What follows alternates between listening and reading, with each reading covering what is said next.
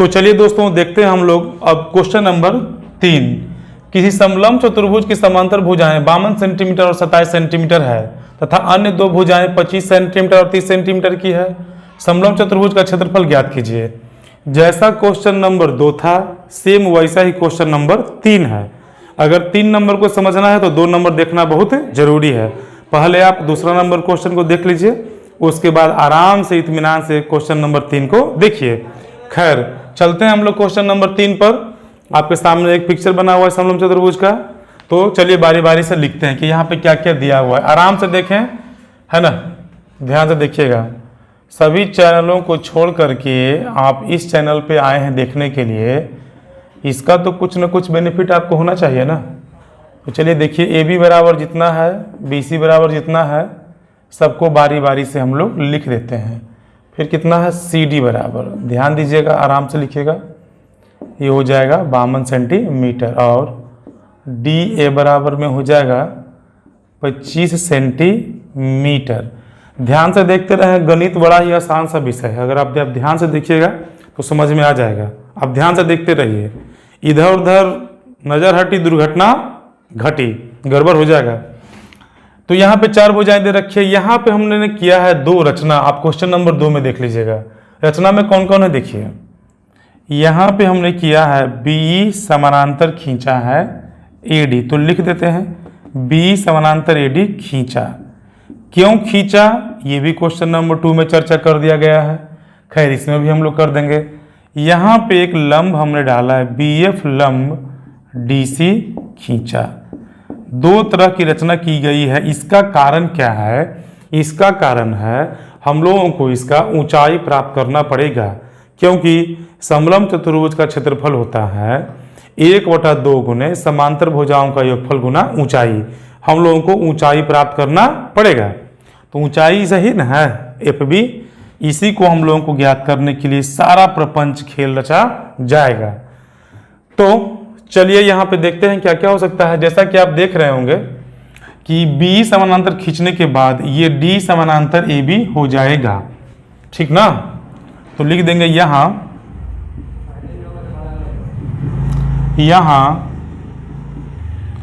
A B बराबर में D.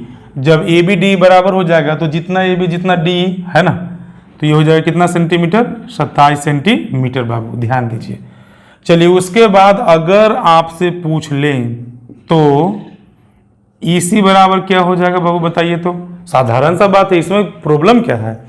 EC अगर पूछेंगे तो टोटल में से आप क्या कीजिएगा, डी को घटा लीजिएगा, तो ईसी बच जाएगा ना।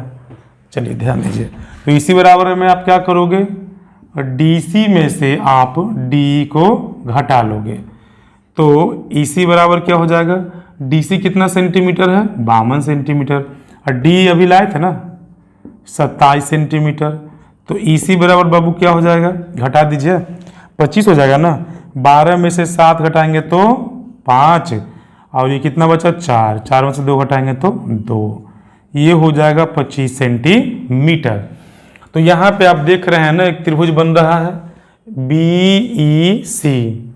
अब ये दोनों समानांतर ना है तो ये भी कितना सेंटीमीटर हो जाएगा, ये 25 सेंटीमीटर। ये वाला ये वाला ये वाला और ये वाला, इसी हम लोग निकाल लिए ना कितना, 25 सेंटीमीटर।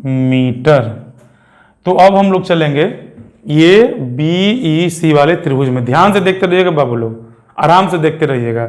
इस चैनल पे आपको हम क्लास 8 का मैथ पढ़ाना स्टार्ट किए हैं। आप आराम से देखिएगा, ध्यान से देखिएगा। अगर आपको अच्छा लगे तो चैनल को सब्सक्राइब जरूर कर लें, ठीक ना, और दोस्तों को भी जरूर बताएं। तो चलिए इतना हम लोग प्राप्त कर लिए हैं, तो ध्यान दीजिएगा। तो चलते हैं त्रिभुज बी ई सी में। त्रिभुज में 3 भुजाएं होती है ना, तो आप हमें यह बताइए कि बी, लाइट जरा आगे पीछे होता है भाई, क्या करें। बी बराबर कितना हो जाएगा, 25 सेंटीमीटर, जो हम लोगों का ए का काम करेगा, ओके। उसके बाद ई सी है अपना 25 सेंटीमीटर, ये भी 25 ही है, ये हम लोग का बी का काम करेगा। उसके बाद सी बी, या फिर आप लिख दीजिए बी सी, ये कितना सेंटीमीटर है, 30 सेंटीमीटर, ये हम लोग का सी का काम करेगा। अब हम लोग निकालेंगे एस बराबर अर्ध परिमाप बराबर, है ना। तो एस बराबर लिखेंगे, जानते हैं ना क्या होता है, ए प्लस बी प्लस सी बटा में 2। नहीं जानते हैं तो अच्छे से जान जाइए। एस बराबर होता है ए प्लस बी प्लस सी बटा में 2। अर्ध परिमाप निकलता है बाबू, अर्ध ही परिमाप ना हुआ, त्रिभुज का परिमाप तीनों भुजाओं का योगफल, और 2 से भागा देंगे तो अर्ध परिमाप ही निकलेगा, है ना। ए बी सी, तो ए कितना था 25 सेंटीमीटर, देखिए बताया था ना। अब बी कितना है यहाँ पे बाबू 25 सेंटीमीटर, और सी देखा तो सुना 30 सेंटीमीटर। बाबू देखा तो जरा 2 हो जाएगा बटा में, 25 दूनी 50 30 80, 80 बटा 2, 2 से कितना बार में 40 बार में। तो इस बराबर कितना हो जाएगा 40। यहीं पे सारा कालखंड दूर कर लीजिए, बाद के लिए नहीं छोड़िए। तो निकाल दीजिएगा यहाँ से एस माइनस ए, एस का मान 40 और ए का मान बाबू कितना है 25, देख रहे हैं ना, ध्यान दीजिएगा। तो 15 घट करके आ जाएगा, तो यहाँ पे हम लिखते हैं 15। S minus B, 40 minus B भी 25 ही था ना, तो ये हो जाएगा 15। एस माइनस सी, 40 माइनस सी कितना था जी 30, तो ये हो जाएगा 10। अब जानते हैं आपकी हीरोन के सूत्र से त्रिभुज का क्षेत्रफल बराबर, क्वेश्चन नंबर 2 बाबू आप लोग देख लीजिएगा। हीरोन के सूत्र से, चलिए इसको लिखते हैं, हीरोन के सूत्र से त्रिभुज का क्षेत्रफल बराबर क्या होता है, कौन सा त्रिभुज का निकाल रहे हैं, बीईसी का। चलिए यहाँ पे लिख दीजिए त्रिभुज बीईसी का क्षेत्रफल। आंसरवा तो वैसे भी अबे करेगा, लेकिन ऐसे लिख दिया कि बी से आप समझ जाइएगा, है ना। तो कोई कहेंगे हाँ मास्टरवा गलती बतेल को, s into s minus a into s minus b into s minus c. देखो बाबू ध्यान से, एस का मान कितना जी 40 है ना, उसके बाद s minus a 15, S minus b 15, S minus c 10। अब इसको खोपड़ी लगाओ, कैसे कैसे क्या करोगे तुम लोग जानो। हम करते हैं 40 को 10 गुना 4 में, ये 15 गुना 15 रहने देते हैं, 10 रहने देते हैं। देखो के को 10 हुआ, 2 को 10 हुआ तो को 10 निकल गया ना, और 4 का वर्गमूल 2 2 को 15 में से को 15 निकाल दिए, तो 15 है 150 गुना 300 सेंटीमीटर स्क्वायर। अब इतना आ गया इसका क्षेत्रफल। तो त्रिभुज बीसी का क्षेत्रफल कितना आया 300 सेंटीमीटर स्क्वायर। अब आगे का राम कहानी आगे देखिएगा, इसको छाप लीजिए, इसको अब हम लोग मिटाने वाले हैं। चलिए मिटाते। तो चलिए देखिएगा 300 सेंटीमीटर स्क्वायर आया था बीसी का क्षेत्रफल। और हम लोग एक और फॉर्मूला जानते हैं, ये वाला, त्रिभुज बीईसी का क्षेत्रफल बराबर होता है बाबू, क्या होता है 1/2 गुने आधार गुने शीर्षलम या ऊंचाई। अब इसका क्षेत्रफल आया था 300, बराबर में 1/2, आधार कितना है बाबू 25 और शीर्षलम, यही तो है निकालना हम लोगों को, यही ऊंचाई निकालना है।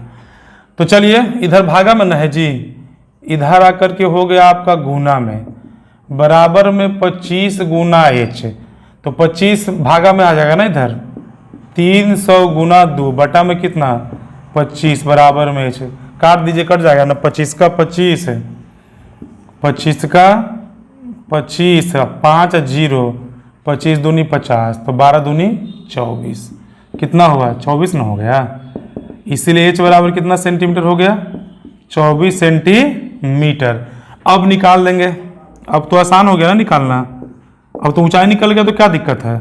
अब लिखेंगे समलंब चतुर्भुज का नाम बताइए बाबू क्या है, ABCD का क्षेत्रफल बराबर 1/2 गुने समांतर भुजाओं का योगफल गुना ऊंचाई। समांतर भुजा कौन कौन, 27 से 52 ना होगा जी, 27 प्लस में 52। क्वेश्चन नंबर 2 जरूर देख लीजिएगा, ना तो झूलते रह जाएगा, समझ में नहीं आइएगा, नहीं आएगा, आप तो अबे कीजिएगा। तो 7 2 9, 5 2 7, गुना में कितना हो गया ये 24, 2 से 12 बार में काट देंगे तो कितना हुआ 79 गुना 12, 12 नमा ठोतल से हाथ में 10, और 12 से 84 10 94, 948 सेंटीमीटर स्क्वायर, यही होगा आंसर। आसानी से बन गया ना।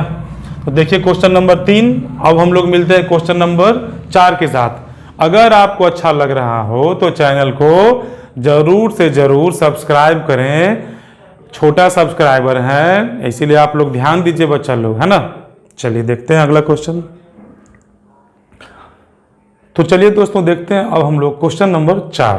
क्वेश्चन नंबर 4 क्या है देखिएगा कि किसी समलंब चतुर्भुज का क्षेत्रफल 200 मीटर स्क्वायर है और इसकी ऊंचाई 8 मीटर है। यदि समांतर भुजाओं में एक भुजा दूसरी भुजा से 6 मीटर अधिक है।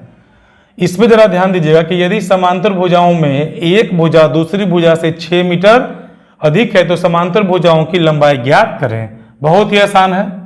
सबसे पहले गणित बनाने का एक फॉर्मूला है कि जो दे रखा है उसको उतार दीजिए। तो किसी समलंब चतुर्भुज का क्षेत्रफल कितना दे रखा है 200 मीटर स्क्वायर। तो लिखेंगे कि यहां समलंब चतुर्भुज का क्षेत्रफल बराबर, यहां समलंब चतुर्भुज का क्षेत्रफल बराबर दिया है 200 मीटर स्क्वायर और ऊंचाई दिया है आपका 8 मीटर, है ना। करा कि यदि समांतर भुजाओं में एक भुजा दूसरी भुजा से 6 मीटर अधिक है। तो मान लेते हैं, यहाँ पे आपको मानना पड़ेगा बाबू, मान लीजिएगा कि माना क्या कर रहा है देखिएगा ध्यान से कि एक भुजा दूसरी भुजा से तो यहाँ पे मान लीजिएगा कि माना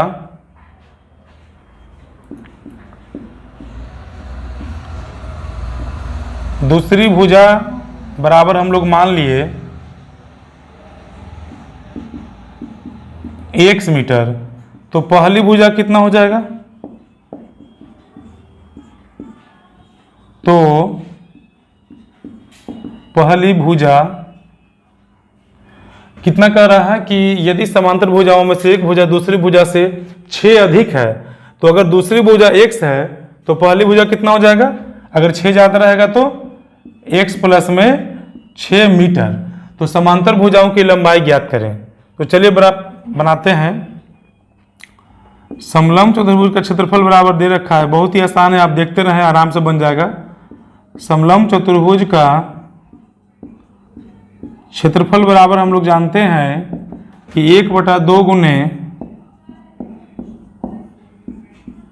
समांतर भुजाओं का योग,